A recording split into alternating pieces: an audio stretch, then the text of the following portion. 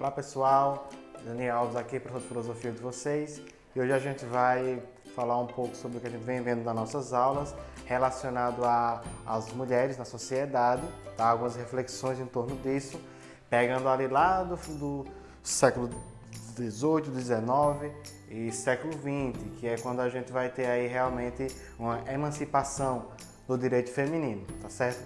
Então a gente começa pontuando ali em relação à segunda revolução industrial, que a gente vai ver um grande êxodo, vamos dizer assim, né, das mulheres que saem de suas casas para trabalhar nas indústrias. Então a gente tem aí o primeiro momento onde essas mulheres vão atuar em áreas de trabalho antes ocupadas apenas por homens, tá?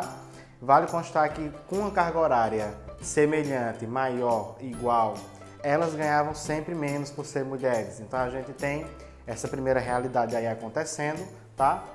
E quando a gente tem, no começo do século XX, a explosão da Primeira Guerra Mundial, essas mulheres elas vão, por necessidade, apoiar os seus países e vão lutar na guerra em várias áreas, tá certo? Desde montagem de granadas, desde enfermaria, desde áreas administrativas, tá? E isso se estende ainda mais com a Segunda Guerra Mundial, na década de 40, ainda no século XX, onde muitas mulheres, principalmente na União Soviética, que a gente viu em sala, vão para o campo de batalha, tá? E fazer feitos memoráveis no campo de batalha contra a Alemanha nazista. Então a gente vai ver aí que vai haver um avanço muito grande do papel da mulher na sociedade dentre esses séculos aí, tá? Até chegar aonde a gente está hoje.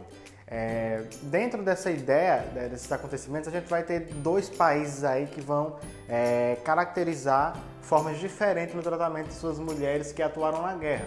A gente pode citar, como já citado, a União Soviética, que a gente vai ter mulheres no campo de batalha, pegando em armas, lutando, tá certo?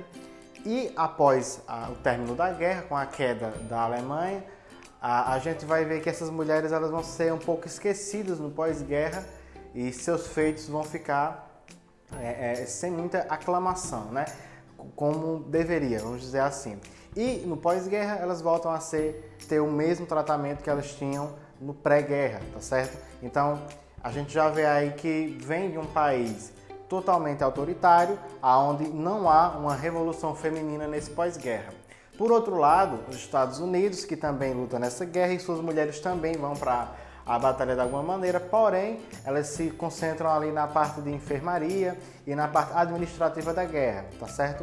E o país, por notar a capacidade dessas mulheres nessas áreas militares, logo cria ali algumas células dentro do exército com ocupações femininas, tá certo? E no pós-guerra é oficializado o papel da mulher nas forças armadas americanas. Então a gente já vê que há uma diferença no tratamento da mulher no pré e no pós-guerra americano e soviético. A gente pode pegar isso e trazer para uma reflexão entre outros países, tá? A gente tem o Brasil no meio aí também, que por influência até dos Estados Unidos, depois também a gente tem nossas mulheres atuando em forças militares, tá? E o que eu quero trazer é o seguinte, a gente tem esses fatos que estão marcados aí e que muitas vezes a gente não para refletir sobre o impacto disso na nossa sociedade, tá? Então, no campo da filosofia, a gente sempre vai olhar esses acontecimentos e tentar explicá-los de uma maneira coerente, relacionado ao momento social que a gente está vivendo. Então, a reflexão que fica é a seguinte: por que havia essa diferenciação no tratamento e no papel da mulher em seus direitos e deveres sociais, tá? Nessa época, mesmo elas se mostrando capazes e muitas vezes até superiores em algumas tarefas antes majoritariamente masculinas, e ainda assim não haver o mesmo tratamento, tá? A gente hoje sabe, tanto nos dias atuais, a gente vê casos em que algumas empresas podem chegar a desmerecer o papel da mulher dentro da empresa por ser mulher, por vários fatores que eles apresentam, sem nenhum tipo de embasamento ou cabimento. Então a gente para refletir e ver que é algo baseado em um erro, tá? Então essas guerras são importantes a gente analisar, que quando a gente fala em guerra, a gente imagina logo força bruta, a gente imagina o perigo, a violência e tudo mais, e já separa isso do campo feminino. E essas guerras mostraram que as mulheres, elas são tão capazes quanto os homens de aguentar, de superar obstáculos e ter o seu lugar, né, de igualdade dentro dessa sociedade. Então a reflexão que fica é essa, tá certo?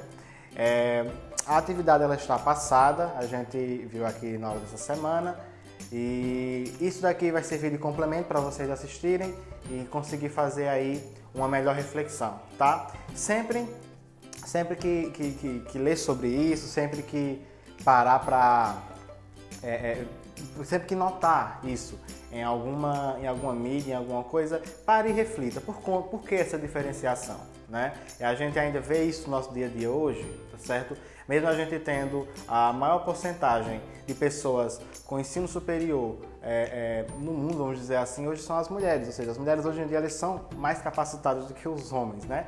Então, por que a gente ainda muitas vezes vê algum tipo de preconceito, algum tipo de preconceito mesmo, né? Que não é embasado em nada. É apenas uma estrutura do machismo que a gente tem na nossa sociedade que tem que ser combatido, tá? Então, na próxima aula a gente vai falar sobre aspectos de Platão e Aristóteles, como eles olham essas evoluções e os papéis o papel da mulher dentro da sociedade, certo? Então, a gente se vê aí na próxima aula.